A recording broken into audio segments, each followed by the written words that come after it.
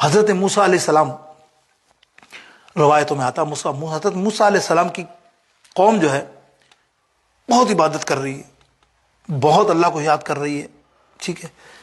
ایک دن حضرت موسیٰ علیہ السلام نے اللہ رب العالمین سے دریافت فرمایا، یا رب العالمین میری قوم کتنی عبادت کرتی ہے تیری، ہر وقت تیری عبادت میں لگی ہوئی ہے، ہر وقت صوم صلاۃ جو بھی معاملات ہوتے ہیں عبادت کے اس زمانے کے حساب سے وہ کر رہی ہے، مالک تو یہ تو بتا ان کو اجر کیا ملے گا؟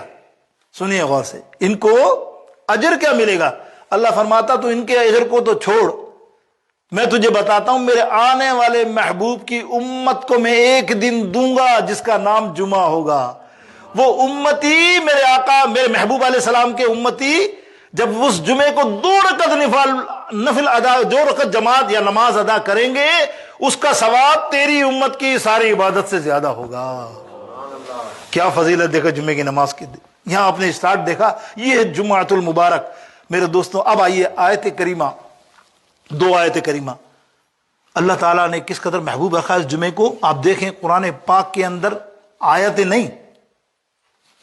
نہیں پوری سورت جمعہ نازل فرما دیے، پوری جمعہ ہے، اور آخری 3 آیتیں میں اللہ رب العالمین نے کلام کیا ہے، ایسا کلام کیا جیسے ہم آپس میں ہماری کوتاہیاں غلطی ہوتی ہے نا، وہی غلطی اللہ تعالیٰ نے ہم کو بتایا کہ تم یہ غلطی پر ہو، تم یہ غلطی پر ہو، تم یہ غلطی پر۔ آپ دیکھیں اللہ تعالیٰ ارشاد فرماتا ہے، یا ایھا الذین آمنوا اذا نودی للصلاۃ من یوم الجمعہ، جمعہ کی نماز اذان کی آواز، نودیا صلاۃ کی آواز، یہاں مفسر فرماتے ہیں جمعے کی نماز کی پہلی اذان۔ اس پر بھی تھوڑا سا بھی ہم کلام کریں گے۔ بہت سے لوگ ہیں ایسے بیچارے جو نہیں جانا چاہتے پہلے مسجد میں، تو وہ کہتے ہیں خطبے کی عربی والی بات ہے، ایسا نہیں ہے، سن لیجئے غور سے۔ پہلی اذان جب ہو تو بندہ کیا کرے؟ نودی للصلاۃ من یوم الجمعہ، فرمایا جب تم پہلی اذان کی آواز سنو، فسعوا، بھاگو دوڑو، اللہ کہہ رہا دیکھو بھاگو اور دوڑو، فسعوا الی، دوبارہ سنیے، یا ایھا الذین آمنوا اذا نودی للصلاۃ من یوم الجمعہ فسعوا الی ذکر اللہ وذروا البیع، الی ذکر اللہ، جمعے کی نماز، کہ جمعے کی نماز اور مسجد کی طرف دوڑو۔ سنیے غور سے، مسجد کی طرف کیا کرو؟ دوڑو۔ فقہ شریعت کے اندر نماز کے لیے دوڑنا منع ہے، سمجھ رہے ہیں آپ؟ یعنی نماز ہو رہی ہو، 1 رکعت امام میں ہوں، آپ دروازے میں دروازہ کھولا، امام صاحب رکوع میں چلے گئے، اب آپ کا کیا مسئلہ ہوگا؟ میری رکوع، میرا یہ جو رکعت ہے یہ ضائع نہ ہونے پائے، تو بندہ کہہ رہا تھا جلدی جلدی پہنچوں، اور اس میں دوڑتا ہوا آتا، منع فرمایا نہیں۔ سرکار علیہ السلام نے فرمایا نہیں دوڑا کرو۔ ارے تو کیا کبھی سوچتا ہے کہ تو کبھی کسی گورنر سے ملنے جائے اور اس کے ہال کے اندر بھاگتا ہوا جا کے اس ہاتھ ملا، کیسا محسوس ہوگا؟ تو اور یہ تو اللہ اکبر، جس دربار میں تو آ رہا ہے، اللہ منع فرما رہا، نہیں بھاگ کے نہیں، سکون سے آ کے نماز، یہ نہیں تیرا دل دھڑکے اور وہاں پتہ نہیں چل رہا، پتہ اپنی کیفیت ہی بدل دے، آرام سے آ، اللہ تجھے انشاءاللہ تعالیٰ اس رکعت کا بھی ثواب ضرور عطا فرما دے گا، وہ تیری نیتوں کو جانتا ہے۔ تو عام حالت میں کیا ہوا؟ فسعوا، جیسے سعی کہتے ہیں نا، اس کا پہلا مخفف سعی ہے، سعی میں بھاگتے ہیں، وہ صحیح جگہ دیکھیے آپ نے جو بھاگتے ہیں، سعی مانے دوڑنا، اور فسعوا مانے دوڑ کر آؤ مسجد کی طرف۔ اللہ فرما رہا ہے کہ عام نماز میں تو منع ہے، لیکن جمعے کی نماز میں کس قدر تاکید ہے آپ کو کہ بھائی سارا کام چھوڑ دے، وذروا البیع، تجارت، business, job, any thing if you have do for purpose of دنیا کے حساب سے جو بھی کام آپ کر رہے ہیں۔ یہ لیٹ سے، اب یہ میں نہیں کہہ سکتا کہ کوئی کہ یار میں تو گوشت کا کام کر رہا ہوں، کوئی کہ میں تو یار ٹیکسی چلا رہا ہوں، میں تو وہ چلا رہا ہوں، دنیا کو کمانے کا کام چھوڑ دے، اسی وقت چھوڑ دے، بس جب اذان کا وقت ہے۔ اب اذان کے لیے تمہارا یہ معاملہ ہو کہ اذان تو ہم سنتے نہیں، او بھائی تجھے ٹائم پتا ہے، کون ایسا بدبخت ہے یا بتائے بد نصیب ہے جس کو یہ نہیں پتا کہ جمعہ پڑھنے جا رہا ہوں 1:30 والے میں، جمعہ پڑھنے آ رہا ہوں 1:45 کے اندر، تو مجھے وہاں اذان کتنے 1 بجے ہو رہی ہے، مجھے معلوم ہے، آپ سب کو معلوم ہے، چھوٹی جگہ پر بھی سب کو معلوم ہے کہ 1 بجے اذان ہو رہی ہے، مجھے معلوم ہے۔ تو اللہ کیا فرما رہا ہے؟ 1 بجے سب کام چھوڑ دے، 1 بجے سے مراد نہیں، مطلب اذان آئے سب کام چھوڑ دے۔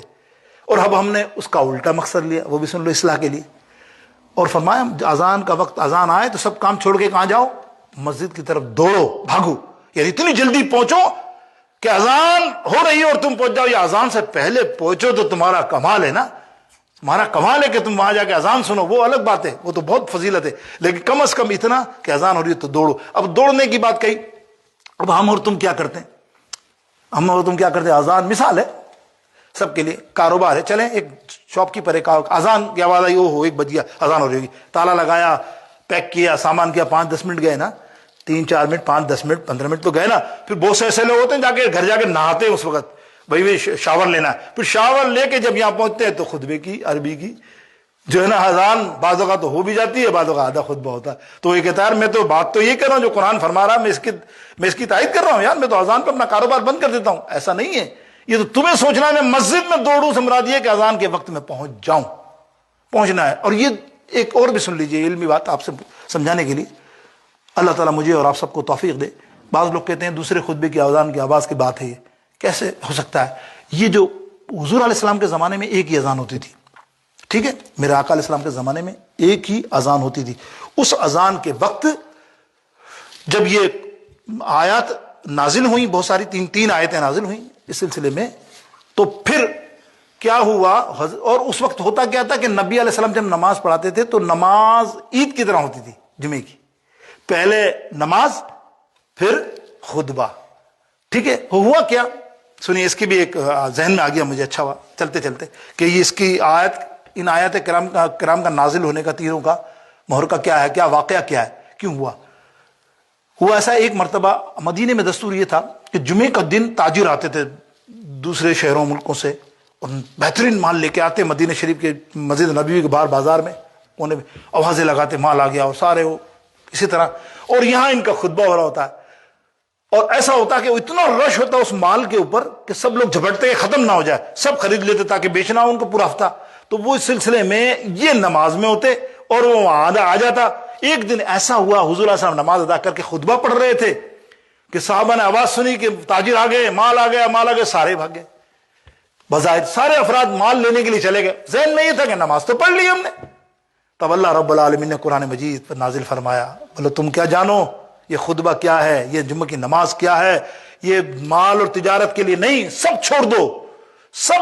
کیا فرمایا؟ وَذَرُوا الْبَيْعَ، تجارت کو چھوڑو، ذَلِكُمْ خَيْرٌ لَكُمْ. اللہ نے دیکھو کیسا الفاظ کیا، اللہ تم اگر اپنی خیر چاہتے ہو تو تمہیں سوچنا چاہیے. اللہ فرما رہا ہے یہ تجارت جو تم سوچ رہے ہو کہ ہمیں نقصان ہو جائے گا، یہ نقصان نہیں ہے اگر تم عقل مند ہو، جاننے والے ہو. ذَلِكُمْ خَيْرٌ لَكُمْ إِن كُنتُمْ تَعْلَمُونَ، اگر تم جانو کہ اس میں ہی خیر ہے جس میں اللہ فرما رہا ہے تو تم یہ تجارت آدھے گھنٹے کی 10 منٹ کی نہ کرو.